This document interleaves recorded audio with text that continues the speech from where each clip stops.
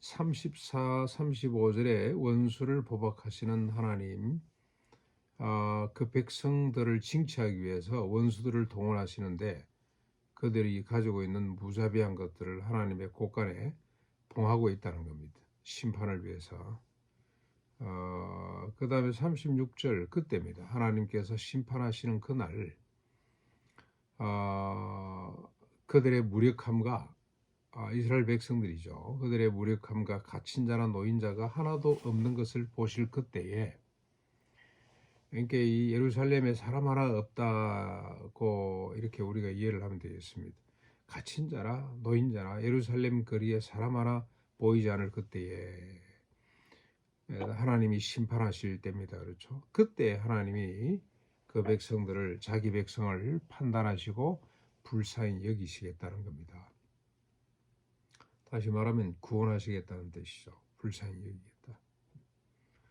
완전히 망하고 난 뒤에 하나님께서 그 백성들을 다시 불쌍히 여기겠다. 이 망했다는 기준은 율법이죠. 율법으로 자타가 하나님도, 그리고 본인 스스로도 아이고 우리가 망했구나, 우리가 하나님 말씀대로 살지 못해서 이 꼴이 되었구나, 그보다도 더 우리는 하나님 말씀대로 살 수 없는 존재구나, 하나님이 건져주셔야만 되는구나 하고 완전히 항복할 때 자신의 모든 것을, 그러니까 이 흑우, 자신의 모순을 완전히 인식하고 고백할 그때에 하나님께서 판단하시고 그 백성들을 불쌍히 여기겠다는 겁니다. 마치 야곱이 약복 강가에서 항복할 때 하나님 당신이 아니고는 나는 못 삽니다. 평생을 자기 의지대로 살아왔지만 결과는 지금 죽음이죠. 형이 자기를 보복하기 위해서, 만나기 위해서 400명의 군사를 거느리고 온다는 이야기를 듣고 그냥 그 마지막 순간에도 야비하게 자기가 사랑하는 가족은 뒤에 건너게 하고 좀 덜 사랑하는 가족은 앞에 건너게 하고 그 짓을 하고는 혼자 약복강가에 남아서 하나님 살려주십시오 하고, 하나님 아니면 나는 못 삽니다 하고 하나님을 밤새도록 붙들었던 것처럼 자기를 내려놓는 순간이죠. 이스라엘 백성들이 자신의 허구를 고백하는 그때에 하나님께서 그들을 구원하시겠다는 겁니다. 37절, 38절 그때 어떤 일이 벌어집니까? 이스라엘이 믿고 따르던 신들을 허구라는 사실을 알게 될 때, 너희들 그렇게 의지하고 믿던 신들, 그 신들이 어디 있냐? 그들이 허구라는 사실을 그들이 깨닫게 될 때입니다. 그리고 39절로 42절 또 그때입니다. 그때 어떻습니까? 여호와 하나님이 유일하신 신이며 심판의 하나님이시라는 사실을 알게 될 것이다. 그리고 43절 그때 이방 민족들이 대적들을 심판하시고 하나님의 백성을 속죄하심으로 하나님의 백성들과 함께 기뻐하게 될 것이다. 하나님이 구원해 주시는 날 이방의 민족들까지도 이 백성들로 인하여서 기뻐하고 즐거워하게 되는 일이 벌어지게 될 것이다 고 말씀을 하고 있습니다. 그 하나님이 모세를 통해서 율법을 주셨습니다마는 율법을 지킬 수가 없죠. 그래서 결국 율법으로 그들에게 주시는 뜻이 뭐냐면 우리가 죄인이구나, 우리는 마땅히 죽어 마땅한 골백번 죽어도 조금도 그 모순이 안 되는, 조금도 뭐 시비거리가 되지 않는, 원망거리가 되지 않는, 우리는 죽어 마땅한 죄인이라는 사실을 율법을 통해서 드러나게 해 주시고, 그리고 난 뒤에 그 백성들을 다시 하나님께서 회복해 주시겠다는 마지막 메시지죠. 마지막 메시지. 그래서 이제 모세가 당부하게 됩니다. 뒤에 이스라엘 백성들에게 이제 44절부터 쭉 44절부터 46절까지 이 노래를 마친 후 모세의 명령과 유언이 다시 나오는데, 내가 정한 모든 말을 너희 마음에 두고 이 율법의 모든 말씀을 대대로 지켜 행하거라. 율법은 아무런 역할을 못하는데 뭘 또 지켜 행하라 그러냐. 주님이 마치 베드로를 비롯한 제자들이 이 마음은 원하지만 육신이 약하기 때문에 안 된다는 걸 아시면서도 깨어 기도하라고 당부하시고, 그들이 안 될 줄 알면서도 끝까지 버리지 않고 데리고 가는, 내가 죽을지언정 주님을 떠나지 않겠습니다 라고 고백을 해도 아니다, 다 울기 전에 네가 3번 나를 모른다고 부인하게 될 것이다. 그러나 주님이 버리지 않고 데리고 가는 것처럼 가까이 있으라, 깨어 있으라, 기도하거라 그러면서 주님이 제자들을 데리고 가시는 것처럼 모세도 똑같은 심정이죠. 이 백성들이 안 되는 줄 알면서도 내가 했던 말, 주님이 너희들이 이렇게 사람 하나 없을 때 건주실 것이다, 그때까지 너희들이 주님 구원해 주시는 것을 잊지 않고 열심히 내 모든 정언을 듣고, 그리고 율법대로 살도록 자자손손되도록 율법을 지키도록 하거라. 율법을 못 지키는데 뭘 하라 그러면 무슨 소용이 있겠습니까? 결국 이 율법을 통해서 계속해서 하나님의 구원하심을 바라보는 거죠. 대표적인 인물이 다윗과 같습니다. 다윗은 율법에 생명을 건 사람입니다만 스스로 안 되는 걸 그는 나이가 들어갈수록 더 깨닫습니다. 그러면서 어떻게 발전됩니까? 아하, 모세를 통해서 하나님이 약속하신 바가 궁극적으로 이거구나. 우리 조상 아브라함에게 주신 언약이 열국을 복되게 한다는 것이 후손이 바로 그 메시아가 와야 되는구나 하고 메시아를 바라보는 쪽으로 가는 거죠. 율법으로 말미암아 메시아를 바라보게 하는 은혜입니다. 모세도 똑같은 권면을 백성들에게 하고 있다고 보시면 되겠습니다. 주님이 구원해 주실 그날을 바라며 율법을 들여다보거라. 그래서 계속해서 주님의 구원하시는 날을 갈망하는 백성들이 되거라 하고 마지막 유언을 하게 됩니다. 그리고 47절 말씀의 가치죠. 헛된 일이 아니다, 생명이다. 요단을 건너가 차지할 땅에서 네 날이 장구하게 될 것이다. 구원에 이르기 전에 율법대로 살기만 하면, 율법대로 이렇게 우리가 율법을 지키고 행하기만 하면 너희들의 날은 편안해질 것이다. 비록 구원받지는 못했지만 율법을 지키는 날만큼은 행복해질 것이다. 율법 자체가 복이죠. 율법 자체가 생명이기 때문에 이 생명을 지키기만 하면 너희들에게 복이 넘칠 것이다. 그러나 지키지 못할 것인데, 그래도 너희들이 소망을 갖는 것은 하나님의 구원해 주시는 날을 바라보거라. 이 아주 복잡한 이야기가 이 속에 쭉 있습니다. 48절로 52절, 이제 마지막으로 여호와께서 모세에게 개인적으로 하시는 말씀이죠.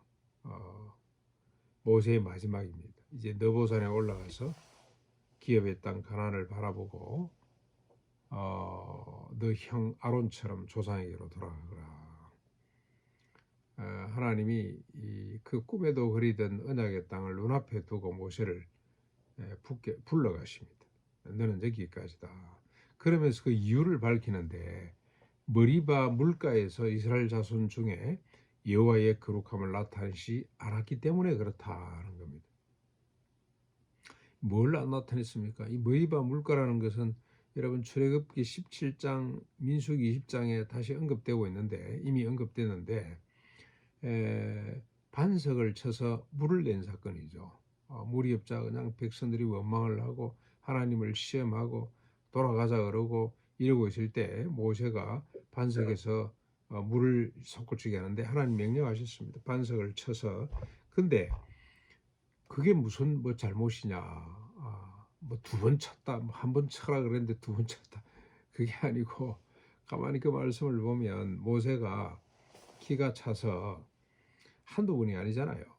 그냥 기회만 되면 하나님 원망하고 모세를 원망하고 죽이자 그러고 다시 돌아가자 그러고, 이런 백성이 너무너무 기가 차서 하나님이 지금도 함께 하시고, 얼마 전에도 하나님께서 머리바 사건을 마라 사건을 받고 홍해를 받고 다 봤는데도 불구하고 또 이러고 있으니까 너무너무 한심하고 너무너무 분노에 가득 차서 한마디 합니다. 이 패역한 백성들아.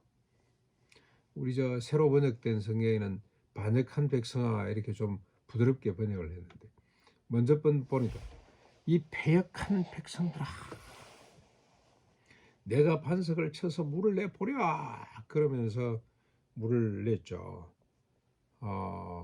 이게 왜 하나님께서 이렇게 모세를 가나안 땅에 들이지 않을 만큼 하나님이 싫어하시고 하나님이 심판하시는 이 사건이 되냐. 하나님 백성을 가리켜서 패역한 백성이라고 한 것 때문에 네가 내 백성을 내가 선택한 내 백성을 네가 패역하다고 평가 이놈아 이런 식입니다. 내 거룩함을 나타내지 않았다는 겁니다. 비록 이 백성들이 지금은 넘어지고 자빠지고 시간만 나면은 원망하고 금송아지를 섬기고 이슬을 하고 있지만 그러나 이 백성은 내 백성이라. 잠시 후에 내가 이 백성들을 다시 회복할 것인데 네가 패역한 백성이라고 해? 예. 마치 예수님이 자기를 모른다고 3번이나 저주까지 해가면서 부인하는 베드로를 내치지 않고 품고 가잖아요. 왜입니까? 조금 후에 베드로가 바뀔 거란 말이죠. 그걸 아시는 주님께서 베드로를 내치지 않습니다. 베드로뿐만이 아니고 이 가룟유다는 지 스스로 가서 죽어버렸기 때문에 차라리 나지 않았으면 좋았을 뻔했던 사람이고 나머지 꼭 같습니다. 나머지 11제자. 그러나 그들을 내치지 않는 것은 하나님 우리 주님이 선택하셨기 때문에 주님이 불러서 내셨기 때문에 12지파 새로운 12지파로 주님이 부르셨기 때문에 잠시 후에 이들의 존재를 새롭게 하실 것이기 때문에 왜냐면 그들을 세상 누구보다도 더 아꼈습니다. 사랑했습니다.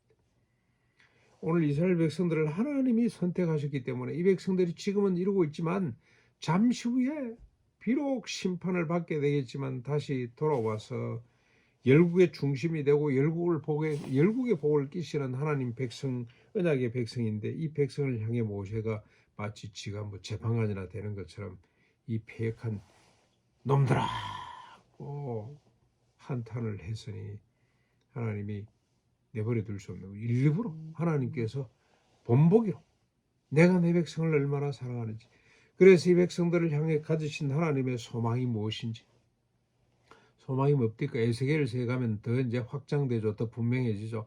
이들을 불러내서 고토로 데리고 와서 아무도 거역할 수 없도록 내가 강력한 힘으로 불러내서 고토로 데리고 와서 맑은 물로 그들의 모든 죄를 씻어주는데 우상 숭배 죄까지도 다 씻어주시고 예수 그리스도의 피입니다. 그렇죠?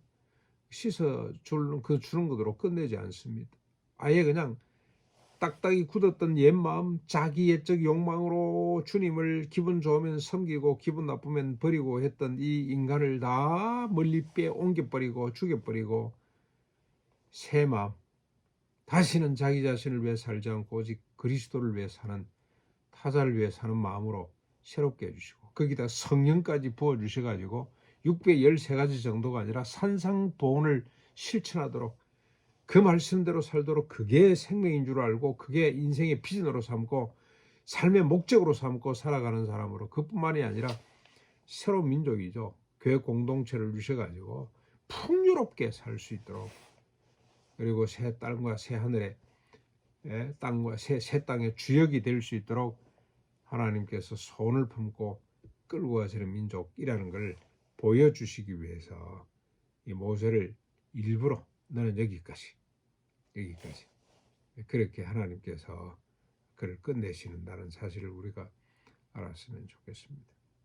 갈팡질팡하는 이 백성들 모세보다도 아론보다도 더욱더 사랑하시는 하나님의 사랑을 오늘 이 본문을 통해서 우리가 깨닫게 됩니다. 오늘 하나님이 사랑하는 자가 바로 우리죠. 우리 이 새로운 이스라엘의 언약의 백성들이 됐습니다.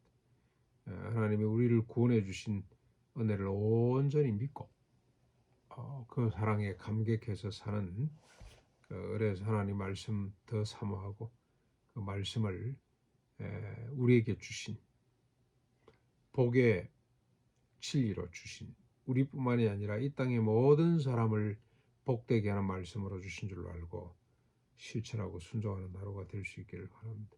이 복민운동이 그런 의미입니다. 복민운동. 복민운동에 본거제 왔다 생각하시고 힘차게 살아볼 수 있기를 바랍니다.